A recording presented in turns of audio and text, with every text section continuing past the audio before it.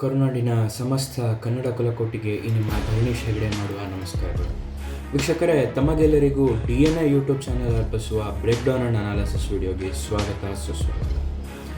ನಾವು ಎಂದಿಗೂ ಹೇಗೆ ಬ್ರೇಕ್ ಡೌನ್ ಮಾಡ್ತಾ ಇರ್ತೇವೆ ಅಥವಾ ಸ್ಟಾರ್ಟಪ್ ಕುರಿತಾಗಿ ಮಾಹಿತಿಗಳನ್ನ ಕೊಡ್ತಾ ಇರ್ತೇವೆ, ಸ್ಕ್ಯಾಮ್ಸ್ ಕುರಿತಾಗಿ ಮಾಹಿತಿ ಕೊಡ್ತೇವೆ, ಬಡ್ಜೆಟನ್ನು ಬ್ರೇಕ್ ಡೌನ್ ಮಾಡ್ತೇವೆ. ಈ ನಿಟ್ಟಿನಲ್ಲಿ ಇವತ್ತು ನಿಮಗೆಲ್ಲರಿಗೂ ಒಂದು ಹೊಸ ಸಂಚಿಕೆಯನ್ನು ತರ್ತಾ ಇದ್ದೀವಿ. ಅಂದರೆ ಈ ಬೆಂಗಳೂರನ್ನು ಡೆವಲಪ್ ಮಾಡಬೇಕು ಅಥವಾ ಬೆಂಗಳೂರಿಗೋಸ್ಕರ ಏನೋ ಒಂದು ಮಾಡಬೇಕು ಅಂತಕ್ಕಂಥ ಹುರುಪಿರುವಂಥ ವ್ಯಕ್ತಿಗಳು ಮಾಡಿರುವಂಥ ಸಾಧನೆಗಳನ್ನು ಇವತ್ತಿನ ವಿಡಿಯೋದಲ್ಲಿ ಮಾಡ್ತಾ ಇದ್ದೇವೆ. ಇವತ್ತು ಗಣೇಶ್ ಶಾನ್ಭಾಗ್ ಅನ್ನೋರ ಬಗ್ಗೆ ಮಾತನಾಡಲಿದ್ದೇವೆ. ಇವರು ತಮ್ಮ ಅಪಾರ್ಟ್ಮೆಂಟಿಂದ ಶುರು ಮಾಡಿ ಇವತ್ತಿಗೆ 300 ಅಪಾರ್ಟ್ಮೆಂಟ್ಗಳಲ್ಲಿ ಹೆಸರು ಮಾಡಿದ್ದಾರೆ. ಈ ಕಾಂಕ್ರೀಟ್ ಕಾರ್ಡ್ ಆಗ್ತಾ ಇರುವ ಬೆಂಗಳೂರಲ್ಲಿ ಅಂತರ್ಜಲವನ್ನು ರೆಪ್ಲೆನಿಷ್ ಮಾಡಲಿಕ್ಕೆ ಇವರ ಕೊಡುಗೆ ಇತ್ತೀಚೆಗೆ ಶುರುವಾಗಿದೆ. ಈ ಕುರಿತಾದ ಮಾಹಿತಿಯನ್ನು ಈ ವಿಡಿಯೋದಲ್ಲಿ ನೋಡಲಿಕ್ಕಿದ್ದೇವೆ. ವೀಕ್ಷಕರೇ, ನಮಗೆಲ್ಲರಿಗೂ ಗೊತ್ತಿರ್ಬೋದು, ಕಳೆದ ಸಮ್ಮರ್ ಅಂದರೆ 2024ರ ಸಮ್ಮರ್ನಲ್ಲಿ ಬೆಂಗಳೂರಿನ ಎಲ್ಲ ಅಪಾರ್ಟ್ಮೆಂಟ್ಗಳಲ್ಲಿಯೂ ಒಂದೇ ಒಂದು ಕಾಮನ್ ಪ್ರಾಬ್ಲಮ್ ಕಾಣ್ತಾ ಇದ್ದಿದ್ದೇನೆಂದರೆ ವಾಟರ್ ಕ್ರೈಸಿಸ್. ಯಾಕಂದರೆ ಬೆಂಗಳೂರಿನಂತಹ ಮಹಾನಗರಿಯಲ್ಲಿ ಪ್ರತಿ ಸ್ಕ್ವೇರ್ ಕಿಲೋಮೀಟರ್ನಲ್ಲಿಯೂ ನಿಮಗೆ ಕಾಣಸಿಗುವಂಥದ್ದು ಸುಮಾರಷ್ಟು ಮನೆಗಳು ಮತ್ತು ಎಲ್ಲ ಮನೆಗಳಲ್ಲಿಯೂ ಗ್ರೌಂಡ್ ವಾಟರನ್ನು ಟ್ಯಾಪ್ ಮಾಡ್ತಾ ಇರುವಂತಹ ಬೋರ್ವೆಲ್ಗಳು.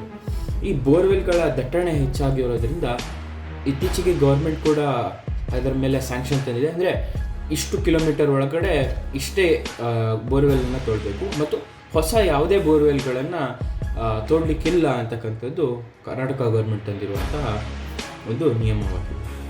ಆದರೆ ಗಣೇಶ್ ಶಾನ್ಭಾಗ್ ಅವರು ಇದ್ದಂತಹ ಅಪಾರ್ಟ್ಮೆಂಟ್ ಏನಿದೆ, ಇದರಲ್ಲಿ 100 ಫ್ಲ್ಯಾಟ್ಸ್ ಇತ್ತು. ಆದರೆ ಕಳೆದ ಸಮ್ಮರ್ನಲ್ಲಿ ಇವರ ಅಪಾರ್ಟ್ಮೆಂಟ್ ಫೇಸ್ ಮಾಡಿದಂತಹ ಕ್ರೈಸಿಸ್ ಏನಂದರೆ ವಾಟರ್ ಕ್ರೈಸಿಸ್ ಬಂದ ತಕ್ಷಣ ಏನಾಗುತ್ತೆ ಅಂದರೆ ಬೆಂಗಳೂರಿನ ಸುತ್ತಮುತ್ತದಲ್ಲಿ ಎಲ್ಲಿಯೂ ನಿಮಗೆ ನೀರಿನ ಸೆಲೆ ಇಲ್ಲ. ಇದ್ದಂಥದ್ದು ವೃಷಭಾವತಿ, ಅದು ಇವಾಗ ಏನಾಗಿದೆ ನಿಮಗೆ ಗೊತ್ತಿದೆ. ಹಾಗೂ ಇದ್ದಂತಹ ಎಲ್ಲ ಕೆರೆಗಳನ್ನು ಲೇಕ್ ವ್ಯೂ ಅಪಾರ್ಟ್ಮೆಂಟ್ಗಳು ಮತ್ತು ಇನ್ನಿತರ ಒತ್ತುವರಿ ಕಾಮಗಾರಿಗಳು ಈ ಲೇಕನ್ನು ತಿಂದು ಮುಗಿಸ್ಬಿಟ್ಟಿದ್ದಾರೆ. ಅಂದರೆ ಹೂಳೆತ್ತುವಂಥದ್ದಿಲ್ಲ ಅಲ್ಲಿ.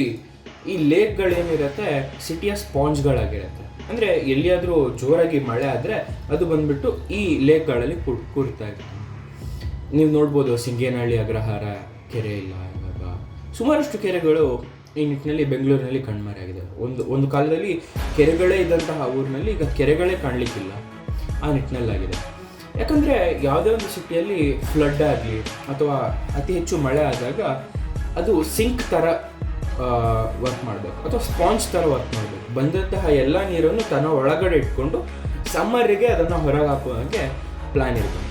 ಅಂದರೆ ಒಂದು ಸ್ಪಾಂಜ್ ಥರ ವರ್ಕ್ ಆಗಬೇಕು. ಅಂದರೆ ಎಲ್ಲ ಕಡೆಯೂ ಲೇಕ್ ಇರಬೇಕು. ಇದು ಆಗ್ತಾ ಇಲ್ಲ. ಆದ ಕಾರಣ ಗ್ರೌಂಡ್ ವಾಟರ್ ತುಂಬ ಡಿಪ್ಲೀಟ್ ಆಗ್ತಾ ಇದೆ.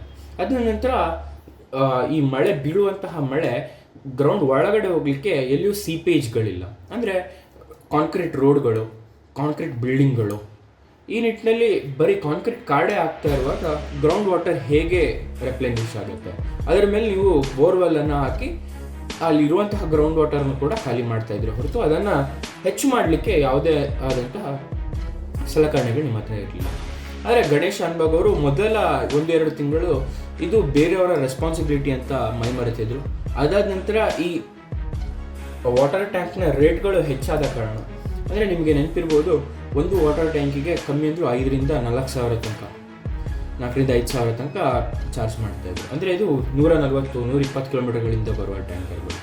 ಇಲ್ಲೇ ಸಿಗುವಂತಹ ಬೋರ್ವೆಲ್ ಟ್ಯಾಂಕರ್ಗಳು ಇದ್ವು, ಅದು 1,500-2,000 ಈ ನಿಟ್ಟಿನಲ್ಲಿ ಕಾಸ್ಟ್ಗಳಾಗ್ತಾ ಇತ್ತು. ಈ ನಿಟ್ಟಿನಲ್ಲಿ ಬೆಂಗಳೂರಿನ ಅತ್ಯಂತ ದೊಡ್ಡ ಅಪಾರ್ಟ್ಮೆಂಟ್ಗಳಲ್ಲಿ ಇದು ದೊಡ್ಡ ಪ್ರಾಬ್ಲಮ್ ಆಗಿತ್ತು. ಆಗ ಗಣೇಶ್ ಶಾನ್ಭಾಗ್ ಅವರು ಮೊದಲೇ ಇದ್ದಂತಹ ಒಂದು ಸಿಸ್ಟಮ್ ಇದೆ, RWH ಅಂತ ಹೇಳ್ತೀವಿ. ಅಂದರೆ ರೈನ್ ವಾಟರ್ ಹಾರ್ವೆಸ್ಟಿಂಗ್ ಸಿಸ್ಟಮ್, ಮಳೆ ನೀರು ಕೊಯ್ಲು ಅಂತ ಹೇಳ್ತೀವಿ. ಈ ಸಿಸ್ಟಮನ್ನು ಈ ಅಪಾರ್ಟ್ಮೆಂಟ್ನಲ್ಲಿ ಮಾಡೋಣ ಅಂತ ಅವರ ಅಪಾರ್ಟ್ಮೆಂಟ್ನಲ್ಲಿ ಡಿಸ್ಕಸ್ ಮಾಡುವಾಗ ಇದು ಹೆಚ್ಚಿಗೆ ಅಮೌಂಟನ್ನು ತಗೊಳುತ್ತೆ ಅಂತೂ ಸ್ಕೆಪ್ಟಿಕಲ್ ಆಗೇ ಇದ್ದರು ಎಲ್ಲ ಜನರು ಅಲ್ಲಿ.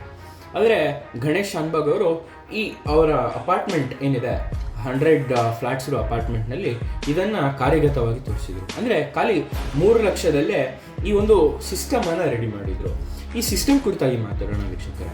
ಮೊದಲು ಕಲೆಕ್ಷನ್ ಬರುತ್ತೆ. ಅಂದರೆ ಆ ಅಪಾರ್ಟ್ಮೆಂಟ್ನ ಟೆರಸ್ ಏನಿದೆ ಅಲ್ಲಿ ಬೀಳುವಂತಹ ಮಳೆಯನ್ನು ಕಲೆಕ್ಟ್ ಮಾಡಲಿಕ್ಕಾಗುತ್ತೆ. ಅದನ್ನು PVC ಪೈಪ್ ಥ್ರೂ ಒಂದು ಫಸ್ಟ್ ಫ್ಲಶ್ ಅಂದರೆ ಇನಿಷಿಯಲ್ ಫ್ಲಶ್ಗೆ ಕಳಿಸ್ಲಿಕ್ಕಾಗತ್ತೆ. ಈ ಇನಿಷಿಯಲ್ ಫ್ಲಶ್ನಲ್ಲಿ ಮೆಶ್ಗಳಿರುತ್ತೆ, ಅಂದರೆ ದೊಡ್ಡ ದೊಡ್ಡ ಈ ಎಲೆಗಳಿರ್ಬಹುದು ಅಥವಾ ಕಲ್ಲುಗಳಿರ್ಬೋದು, ಅದನ್ನು ಆ ಮೆಶ್ ಅಂತರದಲ್ಲಿ ತೆಗಿತಾರೆ.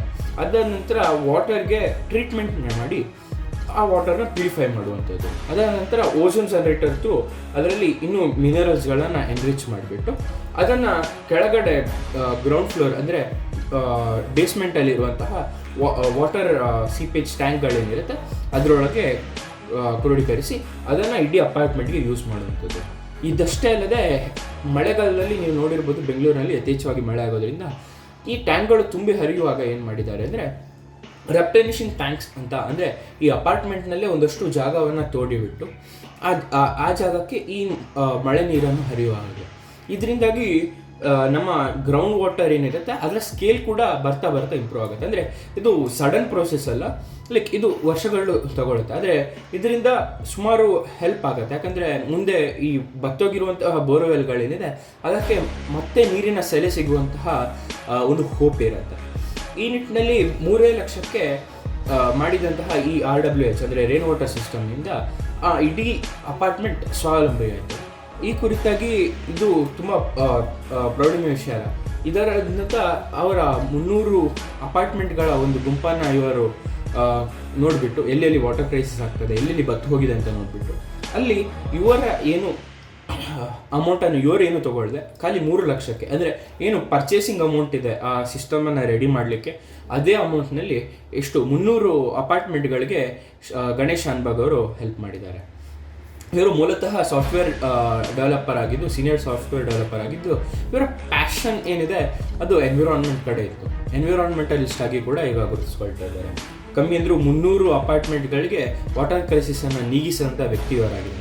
ಇದಲ್ಲದೆ ಮುಂದಿನ ದಿನಾಂಕಗಳಲ್ಲಿ ಅಂದರೆ ಮುಂದಿನ ಒಂದು ಡಿಕೇಟ್ನಲ್ಲಿ ಇದೇ ರಿಪ್ಲೆನಿಷಿಂಗ್ ಸಿಸ್ಟಮ್ ಮುಂದುವರೆದ್ರೆ ಅಲ್ಲಿ ಆ ಬೋರ್ವೆಲ್ಗಳಿಗೆ ಮತ್ತೆ ನೀರಿನ ಸೆಲೆ ಸಿಗುವಂತಹ ಅವಕಾಶಗಳಿರುತ್ತೆ.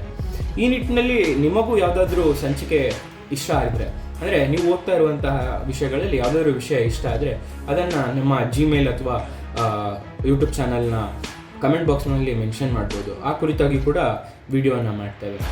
ಈ ಕುರಿತಾಗಿ ನಿಮಗೇನು ಅನಿಸುತ್ತೆ? ನೀವು ಕೂಡ ರೈನ್ ವಾಟರ್ ಹಾರ್ವೆಸ್ಟಿಂಗನ್ನು ನಿಮ್ಮ ಮನೆಯಲ್ಲಿ ಅಳವಡಿಸಿದ್ದೀರಾ ಅಥವಾ ಅಳವಡಿಸಬೇಕಂತ ಇದ್ದೀರಾ? ಕಮೆಂಟ್ ಬಾಕ್ಸ್ನಲ್ಲಿ ಕಮೆಂಟ್ ಮಾಡಿ.